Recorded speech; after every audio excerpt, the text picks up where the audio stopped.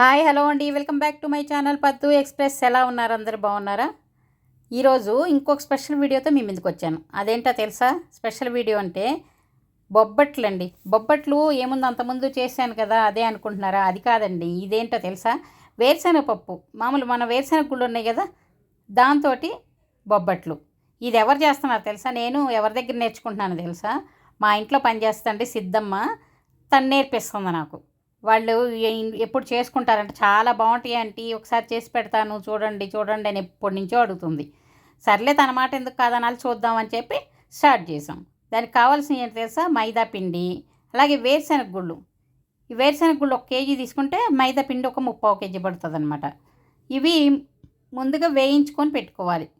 వేయించుకొని, ఇది కతే పొట్టేం తీయక్కర్లేదు, వేయించేసుకొని ఇది చల్లారిన తర్వాత మిక్సీలో పొడి చేసుకొని పెట్టుకోవాలి. తర్వాత ఇంకా కావాల్సిన బెల్లం, యాలకుల పొడి. చాలా సింపుల్ అండి, ఎక్కువ ఐటమ్స్ కూడా లేవు. ఇప్పుడు బెల్లం నలగొట్టుకొని ఒక గిన్నెలో వేసుకొని కొంచెం నీళ్ళు పోసుకొని ఈ బెల్లాన్ని కరిగేసుకోవాలి. బెల్లం కరిగితే సరిపోతుంది, పాకం ఏం రానక్కర్లేదనమాట. కాకపోతే ఉండలు లేకుండా మొత్తం కరిగిపోవాలి. అందుకని తిప్పుకుంటూ, అడుగున మాడకుండా తిప్పుకుంటూ ఉండాలి. మందపాటి గిన్నె పెట్టుకొని ఇలా తిప్పుకుంటూ ఉండాలి. తిప్పుకుంటూ బెల్లం గడ్డలంతా కరిగిపోయిన తర్వాత ఇంకా దీన్ని కొంచెం నలకలు ఉంటాయి, నలకలు లేకుండా ఫిల్టర్ చేసుకోవాలి. ఇక పక్కన పిండి తీసుకుని, అది కరిగిన తర్వాత పక్కన పిండి తీసేసుకొని మైదా పిండి ఇప్పుడు కలుపుకోవాలన్నమాట.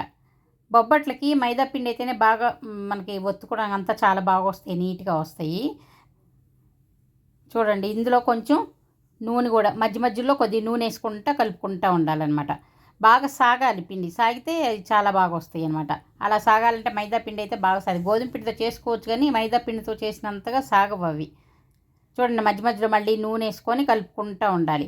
కలిపి కాసేపు పిండి నానాలన్నమాట. ఈయన పక్కన పెట్టుకొని కాసేపు నానబెట్టుకోవాలి. ఈ లోపుగా మిగతాది చూడండి, ఇలా ఇలా రాకూడదు, బాగా సాగి రావాలి. ఇది కలిపినప్పుడు ఇలా ఉంటుంది, అది నానిన తర్వాత చక్కగా సాగుతుంది అనమాట. ఇప్పుడు వేరుశనగ పప్పు పొడి చేసి పెట్టుకున్నాం కదా, దానిలోకి కరిగించిన బెల్లం ఉంది కదా, దాన్ని ఇలా ఫిల్టర్ చేసుకోవాలి.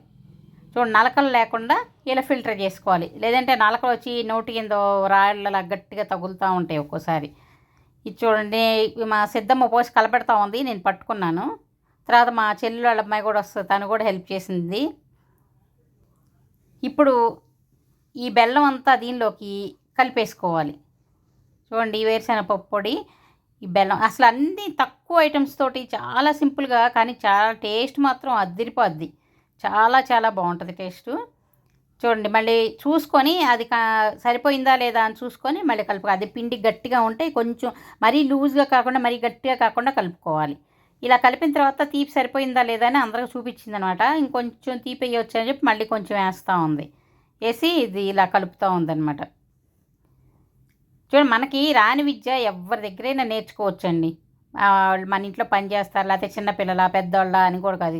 ఇది చూసారా, యాలకుల పొడి కూడా వేస్తుంది, వేసి కలుపుతూ ఉందన్నమాట. ఎవరి దగ్గర అయితే మనం నేర్చుకోవడం కావాలి. చూసారా, మా సిద్ధమ్మ, ఈ మా చెల్లెలు వాళ్ళ పాప, ఇద్దరు చూడండి ఫ్రెండ్స్ అయిపోయారు చక్కగా. ఇద్దరు కలిసి హెల్ప్ చేస్తున్నారు.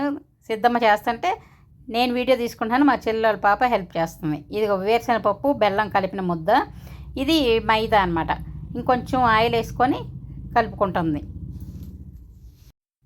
ఇలా కలిపేసి పక్కన పెట్టేసుకుంది. ఇప్పుడు 2 రెడీ అయిపోయినాయి. ఇది లోపల పూర్ణంకి అనమాట, వేరుశనగపప్పు బెల్లము, ఇది పైన పూతపిండి మైదా అనమాట. ఇప్పుడు దీంతో ఇప్పుడు ఎలా చేసుకోవాలి అనేది చూద్దాం. మా సిద్ధమ్మ ఎలా చేస్తుంది ఏంటి అనేది మీరు కూడా చూడండి. ఏగో మైదాని ఇలా తీసుకుంది చేతిలోనే, కొంచెం చేతికి ఆయిల్ రాసుకోవాలి, లేకపోతే చేతికి అంటుకుపోద్ది. దానిలో ఈ పూర్ణం పిండి కొంచెం ఉండ చేసుకొని పెట్టేసి దీన్ని పూర్తిగా క్లోజ్ చేసేస్తుంది. చూడండి, ఇలా చేసేసి ఇది ఒక పేపర్ మీద, అంటే పాలిథీన్ కవర్ మీద, ఇది పాల కవరు లేదంటే నూనె కవరు, అలా తను నూనె కవర్ తీసుకుంది, దాంతో ఒత్తుతూ ఉందన్నమాట. ఇలా ఒత్తేసి స్టవ్ మీద పెనం పెట్టుకొని, పెనం వేడెక్కిందో లేదో చూసుకొని, వేడెక్కిన తర్వాత దీన్ని దానిలోకి వేసేసుకుంటుంది. చూడండి, బాగా ఎక్స్పీరియన్స్ కదా, కొంచెం చేస్తూ ఉంది. చూడండి ఎంత బాగా చేస్తుందో. ఎవరైతే ఏంటంటే మనం నేర్చుకోవడానికి, మనకు రాని ఎవరి దగ్గరైనా నేర్చుకోవాలి. మనకి ఈగోలు అలాంటివి ఉండకూడదు. మనకి చిన్నపిల్లల దగ్గరైనా మనకు కొన్ని ఇప్పుడు పిల్లలకి అసలు టెక్నాలజీ పరంగా కూడా చాలా బాగా వాళ్ళు ముందుంటారు. వాళ్ళ దగ్గర మనం తెలియని నేర్చుకోవడంలో తప్పు లేదు కదా. చూడండి బొబ్బట్టు రెడీ అయిపోయింది. ఒక వైపు కాలిన తర్వాత రెండో వైపు తిప్పుకుంది. నేనైతే అండి ఇంటర్నెట్ అయినా లేకపోతే ఏదైనా సరే అంతకుముందు ఫస్ట్ స్టార్టింగ్ నుంచి కూడా మన చిన్నప్పుడు ఇవన్నీ లేవు కదా, ల్యాప్టాప్లు కంప్యూటర్లు కానీ ఫోన్లు కానీ అన్నీ మా పిల్లల దగ్గరే నేర్చుకున్నాను నేనైతే మాత్రం.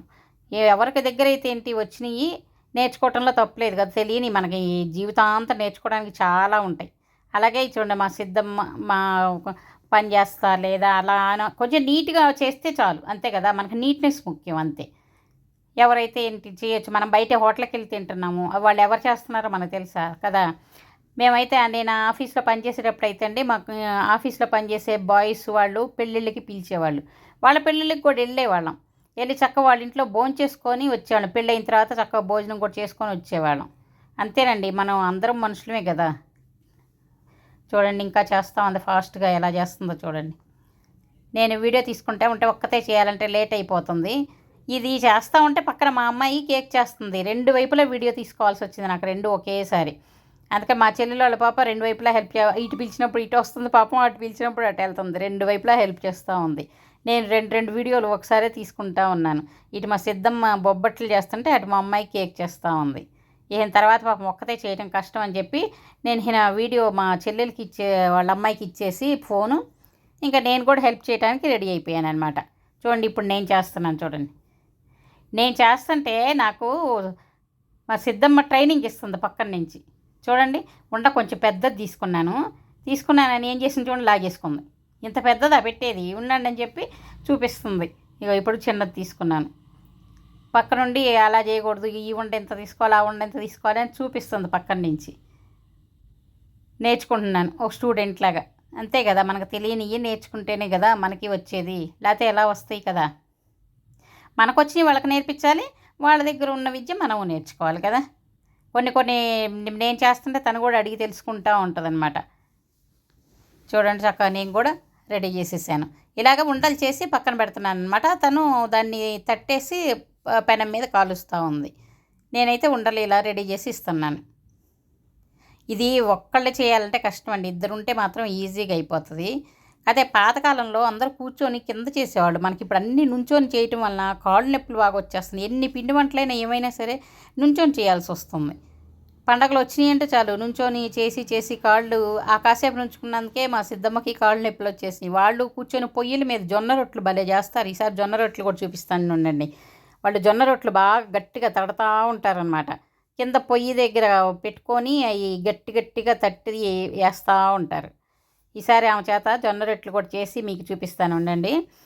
అలాగే ఇప్పుడు నుంచొని కాళ్ళు నొప్పులు వస్తున్నాయి, కింద స్టవ్ పెట్టుకుందామండి. ఇప్పుడు అవకాశాలు కూడా ఇల్లు కట్టుకోవటం కూడా అలా కట్టుకున్నాం. పాతకాలంలో అయితే చక్కగా పొయ్యి పెట్టుకొని కింద కూర్చొని రాత్రంతా కూర్చొని పండగ టైంలో పిండి వంటలు చేస్తూ ఉండేవాళ్ళం. మా అమ్మ వాళ్ళు చేస్తుంటే నేను కూడా పక్కన కూర్చొని అన్నీ చేసేవాళ్ళం నైట్ అంతా.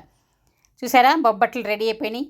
ఇవి కాలంగానే ఫస్ట్ ఒకదాని మీద ఒకటి వేస్తే అంటుకుపోతాయి అనమాట. వాటిని ఒక ప్లాస్టిక్ కవర్ మీద లేదా పెద్ద ప్లేట్లలో కొంచెం ఒకదానికొకటి అంటుకోకుండా వెడల్పుగా వేయాలి. దీన్ని నెయ్యితో వడ్డించుకుంటే టేస్ట్ చాలా బాగుంటుంది. పైన బొబ్బట్లకి మాకు భోజనాల్లో కూడా బొబ్బట్లు పెట్టి పైన నెయ్యి పోస్తారు. ఆ నెయ్యితో ఈ బొబ్బట్లు తింటుంటే ఉంటుంది, అబ్బబ్బా ఎంత కమ్మగా ఉంటుందండి, చాలా చాలా బాగుంటుంది. ఇది మీరు కూడా తప్పకుండా ట్రై చేయండి.